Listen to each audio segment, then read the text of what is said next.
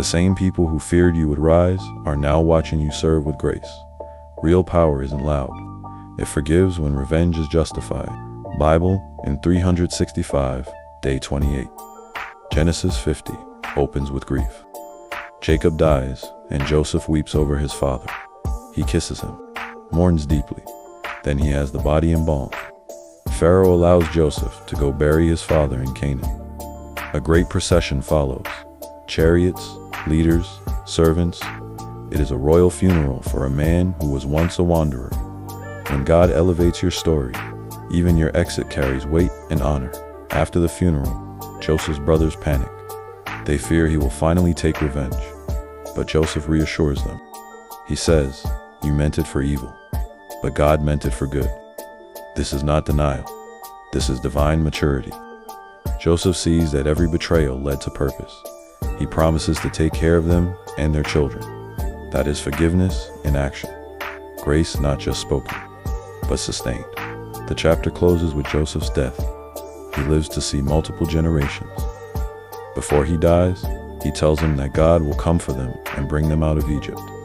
He makes them promise to carry his bones when they go. He never forgets the promise. Even in death, his eyes are fixed on destiny. Egypt fed him, but Canaan called him. That is what it means to die full of faith. Matthew 20:17 begins with Jesus again, predicting his death. He tells the disciples that he will be handed over, beaten, mocked, killed, but he will rise on the third day. He does not hide the pain, but he anchors them in the hope. Real faith does not skip suffering. It walks through it with the resurrection in mind. Then the mother of James and John asks for her sons to sit next to Jesus in glory. Jesus says, "You do not know what you are asking." He asks if they can drink the same cup. They say yes. He says they will suffer for the kingdom, but positions of honor are God's to assign. The other disciples get upset. Jesus corrects them. He says in the world, rulers flex power, but in the kingdom, the greatest is the servant. Jesus says he did not come to be served. He came to serve, and to give his life as a ransom for many. That is the model. Not ego, not elevation, but sacrifice, service, humility. On the way out of Jericho, two blind men cry out to him. The crowd tries to silence them, but Jesus stops. He asks what they want.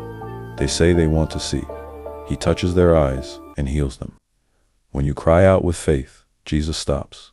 He listens. He responds. Scriptures to study: Genesis 51 through 26, Matthew 20:17 through 34.